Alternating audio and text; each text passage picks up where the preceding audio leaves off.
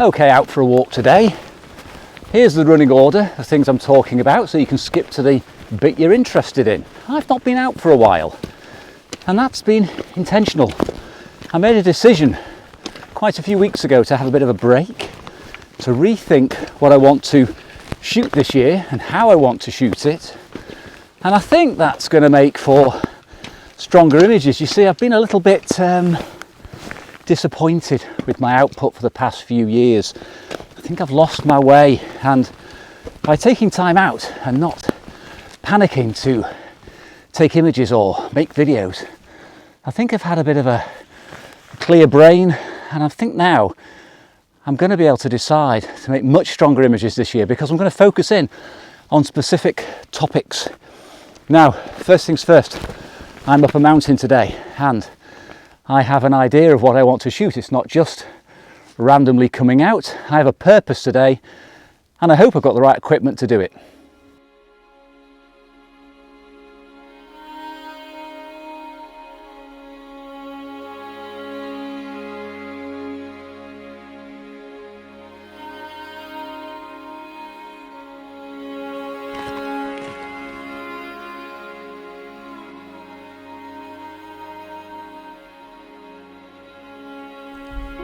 So a little bit about the equipment I'm carrying today.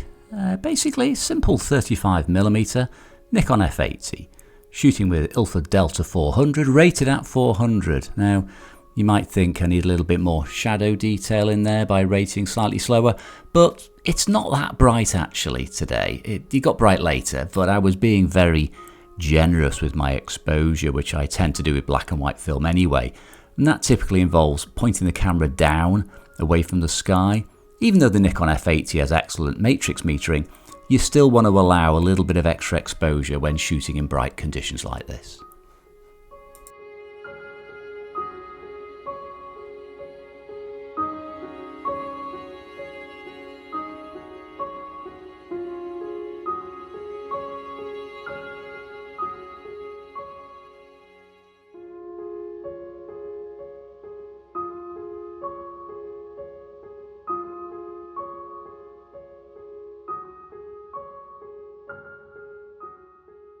When I first started making videos for YouTube, they were all about going out and the experience of being outdoors, less about the equipment. And over time, you drift off into that classical trap of talking about the camera and the film and critiquing the images. But I also make, when I come out on amazing walks like this, a separate video just for myself. I don't show it, but this time I think I'll put that video out in a week's time.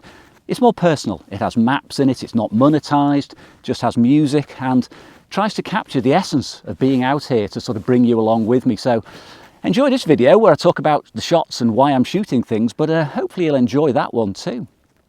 Now, I would also pack my trusty all-in-one Tamron 28-300 vibration control lens, because one thing I hate when I'm out walking is changing lenses.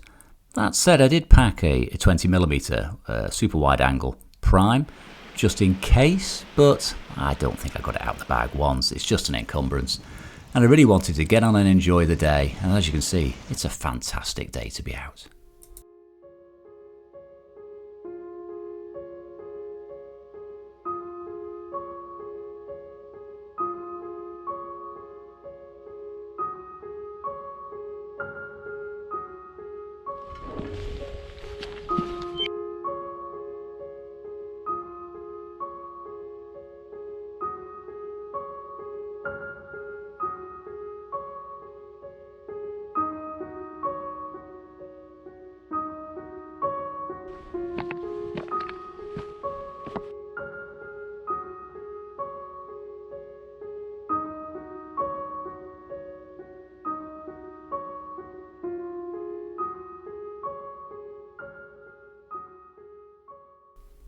Now, I have shot this old quarry many times before and make no apologies for it.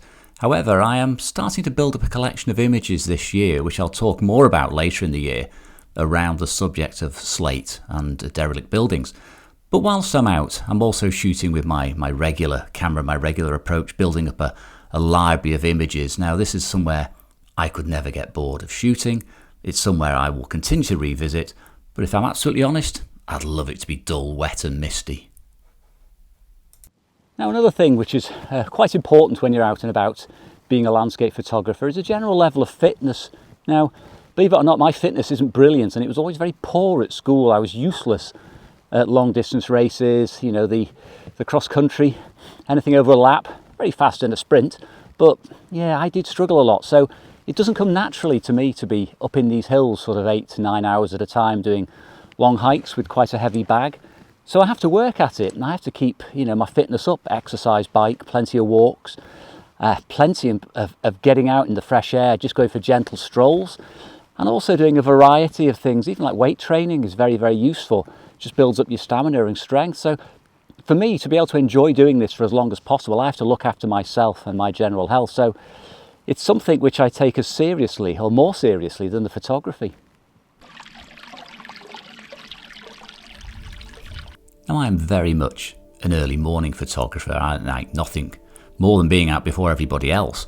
And that's not just because I'm antisocial, it's because I enjoy the light. Now, as the light gets brighter and the sun rises in the sky, you get considerably less modelling.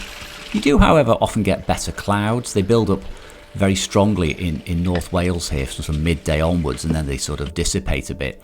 This is still sort of mid-morning, like about 9, 10 o'clock, and the skies are a little bit weak, but the actual directional lighting is very strong, so it's a bit of a compromise. And as you can see, I'm starting to get a little bit more cloud, and I'll get a lot more in the next couple of hours. So it's deciding the best shots for that particular time of day. Now, as I approach this view from a rarely walked hill, I look down on a scene which has been photographed many times by other photographers, but usually from actually close up to the building. That was 300mm, so at the extreme end. But yeah, pays dividends to think about what you're shooting and when. Now, the other thing I think is a problem these days in photography and a lot of interest in general is there's too much information out there. And I mean by that, the amount of conflicting data you get from the likes of Instagram, YouTube. Everyone's an expert. You listen to me, I say one thing, somebody says do the opposite. What do you believe? What do you do? Well, the answer is take no notice of most of it. If you like shooting something in a particular way, I mean, I like being up in these mountains. I mean, you know, this is what I like. This is very much me. If it's not you, well, don't do it and don't feel like you have to.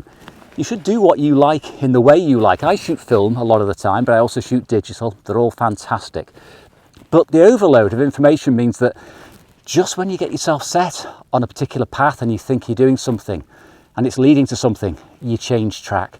You go off, you chase a different system, you chase a different look or style because somebody very influential or who's got a very good control of their speech, somebody who's a very good orator can convince you otherwise, and you will think everything you've been doing is wrong and you'll go and follow something they tell you to do, whether they mean that or not, whether they're sincere or not, or whether it's just to be liked and followed. So my advice is to stop watching YouTube, stop looking at Instagram, get out, take photos, and even look at photo books, because believe you me, that's where the really good work is. So the sun, as I said, now is getting a little bit higher in the sky, and it is flattening out the landscape a little, which means on an image like this I've had to bring in the bottom by applying a bit of a mask to bring your eye in, otherwise it runs away with you. But the sky is, as I said earlier, getting stronger now. So I find this part of the day better for shooting the big dramatic landscapes with probably less of the hills in there. As you can see, it's becoming a bit blindingly white. And it also makes, you know, the walking a little bit more challenging. You know, there's the sun beating down on you, etc. And a key thing to remember is that as you tire and fatigue, your enthusiasm can drop off. I drop off a cliff. Yeah, you don't want to do that, but it's very difficult to maintain that level of interest. The first part of the day, you can be absolutely giddy. You're full of energy and you get the most dramatic side lighting. But here, as I said earlier, just look at the clouds. The clouds are what's making this for me. Now, the final thing I want to talk about is equipment. I firmly believe that all equipment these days is more than adequate for taking great photographs. Your iPhone, your Android phone, any APS-C, any Micro Four Thirds, any full frame, every lens is adequate if you stop it down. There aren't really that many bad pieces of equipment around anymore. It's just all very, very well made, very reliable, and it gets the job done. whatever I choose to shoot with it's largely because I like shooting with it. I like the feel of it, I like the sound it makes, I like the way the battery life is, and it's simple ergonomics usually win out, but it's rarely to do with image quality. Same with films, they're all pretty much of a muchness. Yeah, you will get a different look from different films, but you can do so much in post-processing that you can really level up Ektar and Portrait if you want to. If you're being really critical, yes, there's subtle differences between things, which means that you may go for one system or another, but personally, for landscape photography, I think you could just about shoot with anything and get good results. It's what you do with it that counts, and where you go, and how often you go out, and the amount of effort you put in. It's certainly not the camera and the lenses. So as I headed off the final peaks and the sky reached its best, to be honest. I mean, super punchy colour, all black and white. It's absolutely nothing to split the two. You'd be quite happy shooting colour. I mean, I'm shooting mono and I'm in my element here with the skies the way they are. Still have to work on them a little bit in Lightroom though. I have to play down the shadows here and also boost the whites within those clouds to make them pop a little bit more, similar to the way you would in the darkroom with a higher contrast. Yeah, a little bit of snow lying around on the top of the hills. Give GoPro a good pasting for being so bloody unreliable. But those last peaks, bright sun, and eventually you're going to get really harsh shadows. Again, this one has been played up a little bit in Lightroom, but not as much as you might think because there is severe contrast now. Now that is affecting my film here. I used Ilford Delta 400 and it's perfect for this shot. As you can see, I do like this one, possibly my favourite of the day. But there are compromises. Possibly now would have been better with XP2 Super to handle those bright highlights, to let them roll off more gently. But I'm not complaining. Well, I am complaining, aren't I? But I'm not complaining really. A fabulous day, a great walk, and I hope you enjoyed it and will come along with me on the next one. So I'll see you again soon.